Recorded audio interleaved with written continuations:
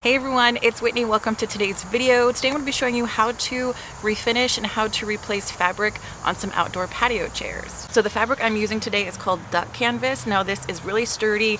It is plastic backed and it's waterproof. So when it is double ply, it is sturdy enough to hold your body weight. So this is what we'll be using today. And if you're using any sort of thicker fabric like this, you're going to want to make sure that you switch out your needle in your sewing machine to a heavy duty needle. I'm using this jeans denim needle. You can use a leather needle, but definitely use something a little bit sturdier or you're going to break your needles quite often. If you're new here, hi, welcome. My name is Whitney and I help you DIY a cozy home with thrift, flip, upcycles, kind of like today's project with DIY home renovations and home product review. So if you like videos like this, give it a big thumbs up and consider subscribing. I would love to have you here.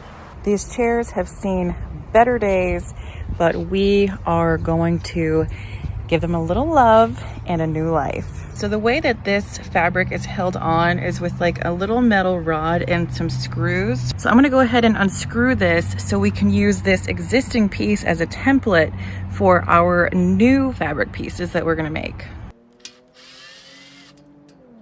So this is the metal bracket and screws.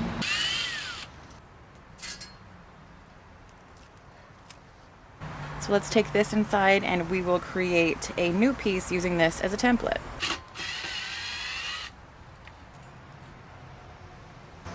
Okay, and now we can use this as a template as well. So I got the seat and the back off. I'm just gonna go in with some warm soapy water and just wipe it down.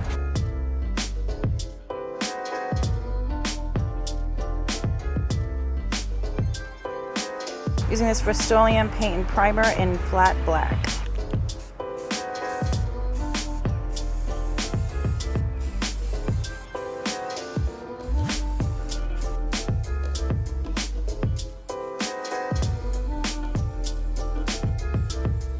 So if you have chairs like mine and you can use an existing piece of fabric from the chair as a template, awesome. So what you're gonna wanna do is lay it as flat as possible and get your dimensions. Then you're gonna add your seam allowance from there. So this is 18.5. And what this template is, they only have about an inch seam allowance on either side. I'm gonna be adding an 1.5 inch seam allowance to either side. So if you wanna leave this a raw edge, you can just do a 1 inch seam allowance on either side, but I want mine to be a finished edge. So what that means is we're gonna be folding it over 1/2 inch, sewing down, and then folding it over this inch and sewing that down. If you're confused right now, don't worry, I'm gonna be showing you every single step of the way. So for example, the width of mine is 18.5 plus an 1.5 inch of seam allowance on either side. So my final width cut is gonna be 21.5. And my total height is 15, so you could either cut 2 individual rectangles, sew them together at the top and the bottom, or you could just cut one long piece that is double the length. So mine is going to be 31 inches total. So I'm not gonna have a seam up here, I'm just gonna have a fold that will have a decorative stitch on top of that fold. So 15 times 2 is 30, and then a 1/2 inch seam allowance for the top and the bottom. So my finished dimensions is going to be 31 length.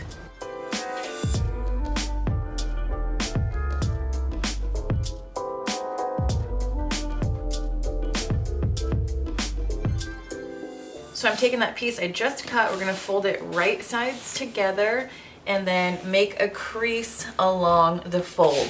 So the fold is going to be along the top, and the first stitch we're gonna be making is a 1/2 inch seam allowance right here at the bottom. When you're sewing with duck canvas or anything that's kind of slippery, you're gonna wanna keep an even tension on both pieces because the bottom one might try to slide a little bit. So when you're sewing, just kind of make sure you keep tension on especially the bottom part. So once you are finished with that stitch, just press open that seam with your fingers. It just makes this seam look so much nicer. Then flip it right side out. And once you have it flipped right side out, just kind of roll this hem because we're gonna make a stitch right along here to encase that seam allowance. Now I'm just encasing that seam allowance that's inside with a stitch at a 1/2 inch. So we have this encased on the bottom. Now we're gonna put a decorative stitch up here on the top at the same 1/2 inch. So the top and the bottom should match. The only difference is the bottom has this encased seam down here. So we have the top and bottom done. Now we gotta work on the sides. So we're just gonna fold the sides in a 1/2 inch. I'm gonna press this down and then we're gonna sew it.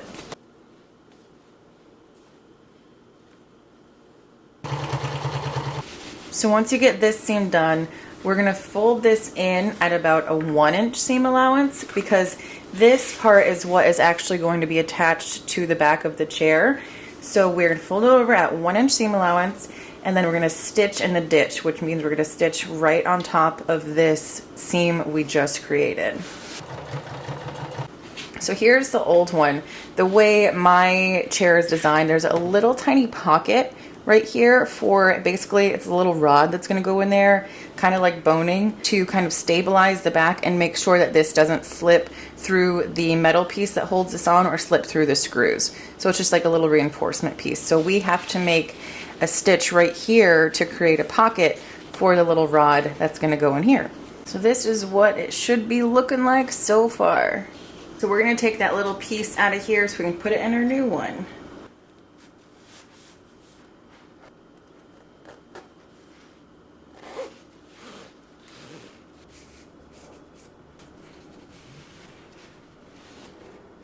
All right, this one is done. Let's go put it on the chair. So to make some holes for where the screws are gonna go, I'm just gonna take my little metal plate that's gonna be the support bracket and take a pen, mark where the holes are. And then typically you would use an awl for this, but I don't have an awl here. So I'm just gonna use a screwdriver and a hammer.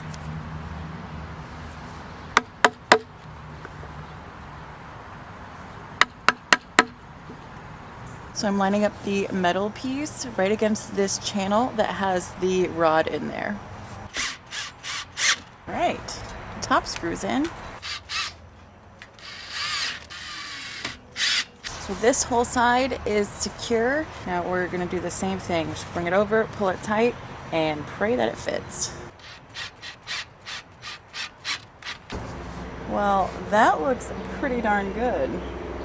These are looking so good. I just have to make the seat bottoms tonight and I will put those on in the morning, but I'm loving how this is coming along.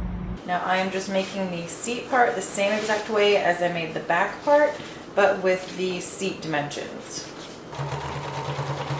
I'm just attaching the bottoms the same way I attached the top. Just making sure that this metal strapping piece is just on the inside of the little channel that has the rod in here.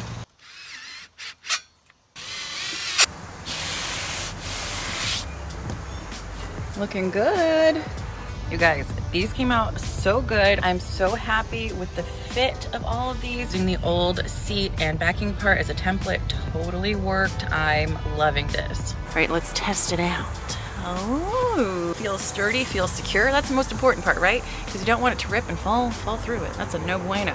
I love how these chairs turned out. I feel like they look really elegant. Now, since this house is a little bit more on the more funky, eclectic side, I was thinking of adding like a little gold detailing here or there. So I'm a little like waffly on that. So let me know in the comments below if you think I should add some sort of gold or white contrasty detail to, I'm just thinking like the bottom 6 inches of each leg, just give it a little detail. So you let me know what you think I should do in the comments below. Just leave them as is, or if you think I should add some sort of fun gold or white detailing to the chairs somewhere.